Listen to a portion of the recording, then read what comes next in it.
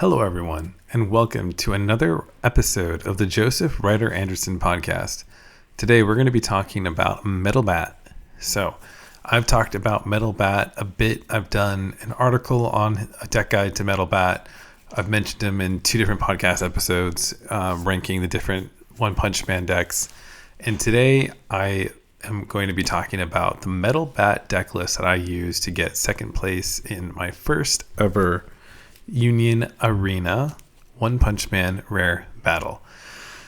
So there's been a lot of back and forth for myself about how I've felt about Metal Bat. From the very start, I was really surprised by what this deck had going for it. And I went through several different builds, some different tests to come up with something that worked really well. In the end, I leaned away from some mechanics. Like originally I had thought that in Metal Bat, cards like the Pig God would be really good, or cards like the Watchdog character would be really good. But in the end, I settled on something a little bit different. For the full list to my Metal Bat deck, check out the episode on my website. So check out this episode. You should be able to find a link to it in the show notes, so you can see an image of what the actual deck was that I took with me to my rare battle and got second place with, and definitely could have gotten first. This is definitely a solid deck that you should consider if you're wondering what to take to your own rare battle. Metal Bat is really a really solid and consistent deck. I did some back and forth about it, just as you do when you're testing, and these are new decks. I think that at first I was really drawn to the removal it had. Again, I ended up dropping the Pig God, so it ended up having slightly less removal. But then I also discovered cards like the Terrible Tornado 4-cost character that comes in active if you discard a card, and cards like Flashy Flash that can be really good in some scenarios. And I basically came up with a deck list that was very consistent, one that was very rushable, and one that could just quickly power through the game and win. I think that there's two main rush decks in the Union Arena One Punch Man set and in that rare battle, and those two are Metal Bat and Speed of Sound Sonic. I for a little bit was playing around with Speed of Sound Sonic, and I just wasn't super happy with my results and how it was working in against other decks in the format. In the end, despite how cool Speed of Sound Sonic can be, the Metal Bat deck just was a bit more consistent. It didn't rely on removing your own life, which does come into play. So you can kind of keep pace a little better. You're not removing your own life in order to get effects off. So I just really felt the Metal Bat deck was pretty solid. I think the only thing that Metal Bat lacks is just a really high-end powerhouse hitter. You don't have anybody who's doing anything crazy. All of your characters are 4 costs or less. Metal Bat himself is a solid card. I think the main draw to him is that Nullify Impact outside the raid box makes him really strong, so you can just play him unrated and block some impact attacks. And I think the other card that stands out, again, we talked about Terrible Tornadoes, another standout card, and then Atomic Samurai. But really, it's how all these cards work together. It is one of those decks that you are looking to have 6 or more of the same affinity characters on the board, and you can unlock a lot more. But it's really not reliant on that the way some decks are. I think the only card that is more is Atomic Samurai. But you can also use him outside of that to get an edge. So I think what we'll do for this podcast episode, I've given some general background info around Metal Bat. And again, first deck that caught my eye from this set, other than, of course, the powerful yellow Saitama, which is still the best deck in my opinion from this set. But this was, apart from that, was the first deck that caught my eye. And I assumed with how many powerful high-end decks there were in this set, people probably wouldn't catch up to this one as much. And indeed, I was the only Metal Bat player at my rare battle. So it was definitely nice to be playing something that not everyone was playing. But yeah, really strong deck. We'll go over every single card in this deck, and then we'll go over some of the matchups I faced, as well as some other theoretical matchups that could be interesting to talk about. Starting with, we'll go over the 0 costs. So you do have the Metal Bat, the Genos, and then the Flashy Flash. And I think that there's different options that you can have for that third zero cost. You definitely want the Metal Bat and the Genos because you want to be able to raid the Genos into the you want to be able to raid your Genos into the 4-cost Genos. And plus he's got that when played draw effect, which is pretty solid. I think that, of course, Metal Bat, you need him for your special, for your raid. He's the backbone of the deck. I think that the Flashy Flash, so I went with Flashy Flash as sort of a sneak attack way to close out some games. I think, though, you got to keep in mind that Flashy Flash's effect only works if you have 6 or more other hero characters. So there's a lot of instances that he's not going to be effective. So you could play around with something else. I would say probably play around with that Zombie Man. He could be really strong in this deck. I didn't include him because I'm going with Moomin Rider and they have very similar effects. So I went with Flashy Flash as the 4th one. And it definitely came in handy in a couple of my rare battles.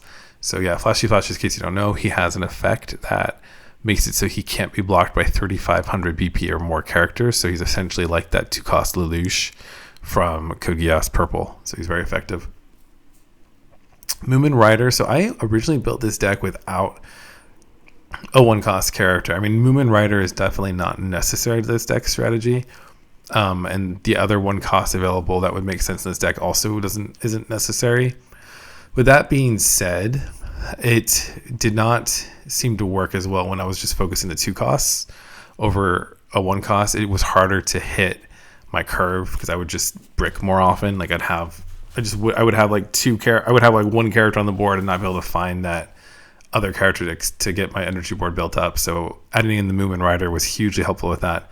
I think a main advantage of Moomin Rider is that because this deck does get some pretty significant boosts from having a lot of heroes in play, the fact that you can bring Moomin Rider back by sidelining a card from your hand when he's beaten in a battle makes it so that has some stickiness and makes it easier for you to build up your board. So that's primarily why he's there, as well as he's a 1-cost. If he was a 2-cost or above, he would not be in this deck. The fact that he's a 1-cost is what makes him ideal for your curve. So you can just basically makes it more likely that you're not going to get stuck early game, and that's really important for a deck that needs to rush in and win early because you don't have powerful top end characters. You're hitting your 4-cost and that's about what you got, and you're not going to be able to just come back from behind like the way a Lancelot or something like that would, or a Green Saitama. Your 2-cost characters, you have 2. Your main one is the Metal Bat. So he's a 2-cost, not a bad card at all. 2-cost, 3,000 BP, which is decent for a 2-cost character.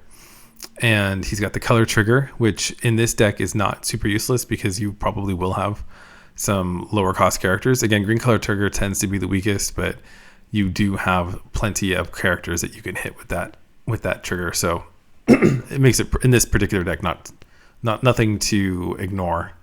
He's also got step, so there are scenarios where if you've overexerted, which tends to happen in rush style decks, you can step him back and fill out your energy line.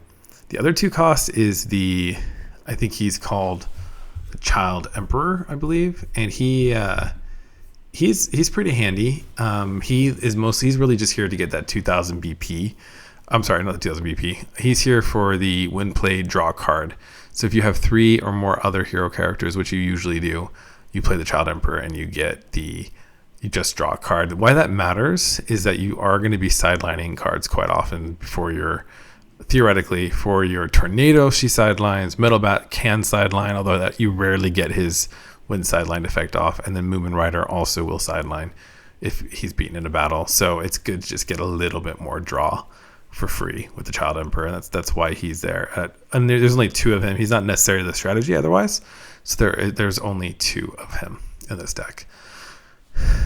Moving on, we do have the Drive Knight. So this tech was specifically put in here for the rare battle, and it worked like a charm. It's super strong. Drive Knight in this deck is super strong for the rare battle. Just makes it a lot easier for you to rebuild your energy line and have more options and things to do. For example, I was playing against, I think it was red, and I was a red deck, Red Sonic, and I had 1 Drive Knight on the field, and then I could push forward to get more aggression, and then I just played a Drive Knight from my hand and then dropped an Atomic Samurai. That's all I had to do. I didn't have to push forward and then play 2 more characters and then not be able to play my Atomic Samurai. I could just drop the Drive Knight and then play the Atomic Samurai.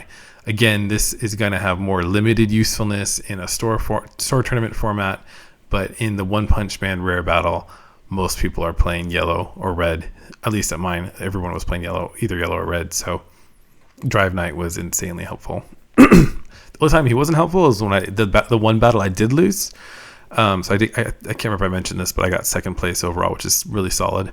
The only battle I did lose, I had like at least two Drive Knights in my life. So that's a bummer because he is a non-trigger, but that's just bad luck. That's not something that, I have 8 non-triggers in this deck. So there's nothing, he wasn't contributing to that in a negative way. It just has a bit of bad luck.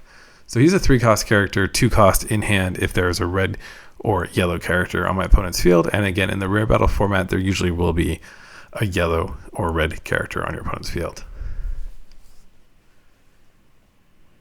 So, the 4 costs are where things get interesting. There's quite a few 4-cost characters in this deck. We could start with the Terrible Tornado. I talked about Terrible Tornado a bit, but she really was a revelation for me when I started playing her, and quickly bumped her up to 4. She essentially, if you remember Kenpachi Zaraki, if you combined him with that character that switched him to active, it's like that, but you don't have to play another character. You just play the Terrible Tornado, discard a hero type or hero affinity from your hand, and then she switches to active. So you get some really powerful rush with her. She's a total must in this deck. Four of her is a total must in this deck. Very solid 4,000 BP attacker. And she has the active trigger, which is not bad for a deck like this to get more boosts off of your life. So there's 4 of her. We do also have the Atomic Samurai, who also is a 4 of. And he can be used to sideline a 2,000 BP or less character, which can be helpful. We'll talk more about how that helped me in my Speed of Sound Sonic matchup. But he can be super helpful for sidelining lower cost characters, but he can also be effective at sidelining 4,000 BP attackers. So I think I've heard people kind of downplay this, we have more higher end characters than we used to, but not so much. Most decks still, the backbone of them are 4,000 BP characters, and the decks that have higher BP characters, you're not really going to care because you're really not going to want to face them down with a deck like this anyways. You're going to want to be rushing past them. So he can be against decks that field more powerful characters later. You're using him to get rid of the lower cost characters earlier, and against decks that are more middle of the road with other 4,000 BP characters, he's used as a really strategic removal. So Atomic Samurai running 4 of him is super solid. He has 4,000 BP 4,000 BP, and he can be played, unlike Kenpachi, if you remember him from Toshiro, the Toshiro green bleach deck. He can be played to your energy line and you will still be able to sideline a character. And that may not sound like a big deal, but actually it kind of is, because you may have a full front line, or you may want to build up your energy line. It just gives you more versatility. The fact that this when played can be used either on the front line or the energy line makes him a lot more versatile. In order to get, again, I don't know if I mentioned this, but in order to get that 4,000 BP removal, you do have to have 6 other heroes on your field besides Atomic Samurai in order to get that 4,000, whereas the 2,000 BP removal is happening just when he's played. Moving on to Genos. So Genos is not like an insanely strong card, not a horrible card either. He's a pretty middle of the road. I think that he would definitely never be a deck on his own. He's not strong enough as an attacker on his own. But as it is, he's pretty handy. He can help you defend against other decks that are rush decks by being able to block the lower BP characters. There are several active triggers in this deck too, so you could theoretically hit an active trigger and then double block some more powerful attacks that way. So he is pretty solid. He does have an effect that when he beats a character in a battle, you get to draw a card.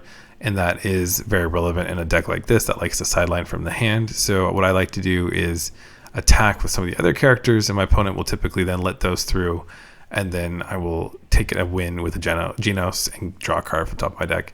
He does also, when defeated, you do get the card back to your hand, like the bottom rated card back to your hand, which does make him pretty effective that way. So yeah, overall, just a pretty solid character.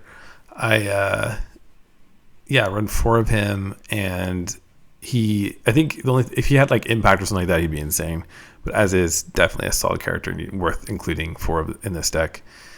Lastly, we have the Metal Bat 4 cost. There's a lot of text on this card, but there's really not a whole lot to him. Essentially, he's an impact character.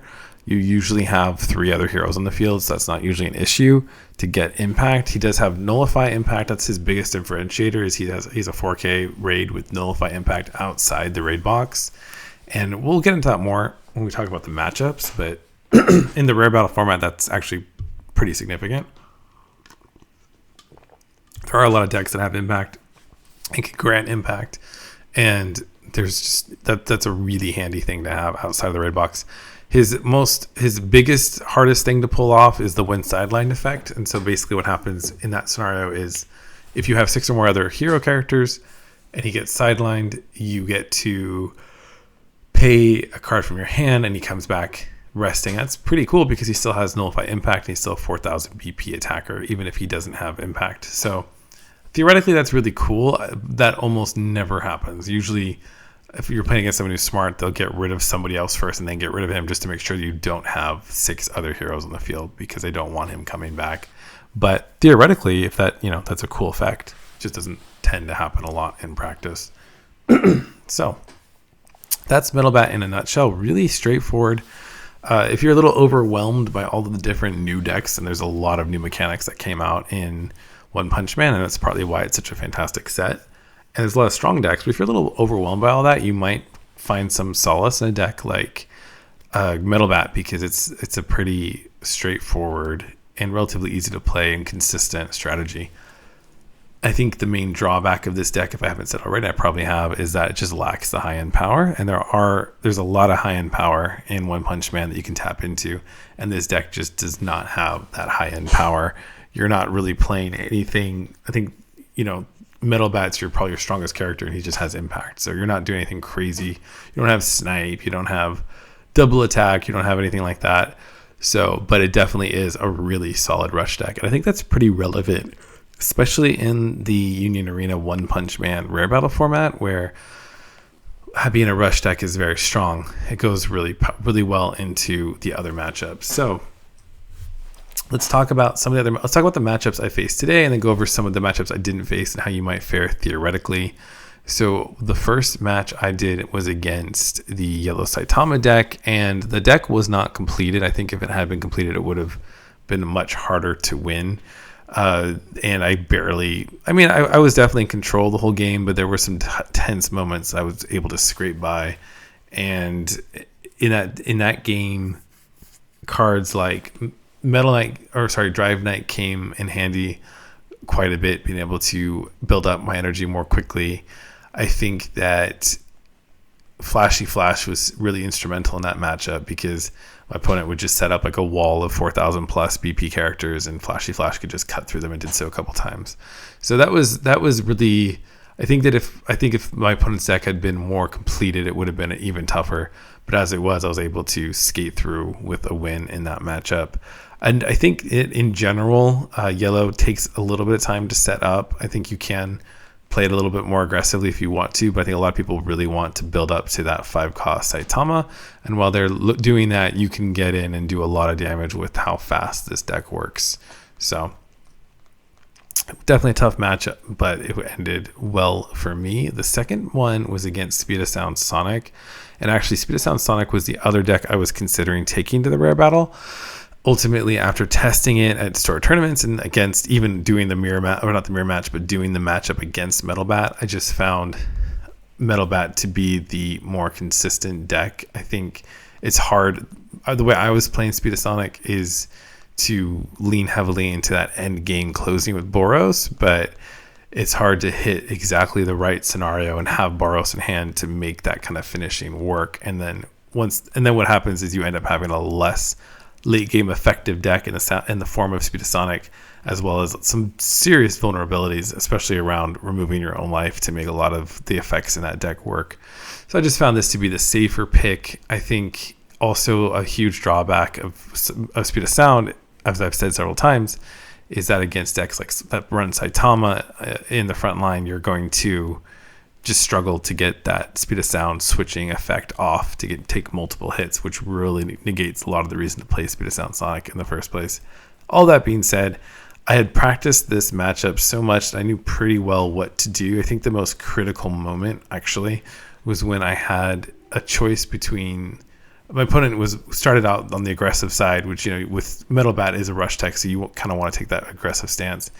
But I think the critical moment was to either play an Atomic Samurai and get rid of a 1500 BP Speed of Sound Sonic, or to play a Terrible Tornado and just take a hit back. I think by playing the Atomic Samurai, I knew that I was not going to be keeping pace with the Speed of Sound Sonic, which is not great because that's also an aggro deck, so you really want to be looking to keep pace.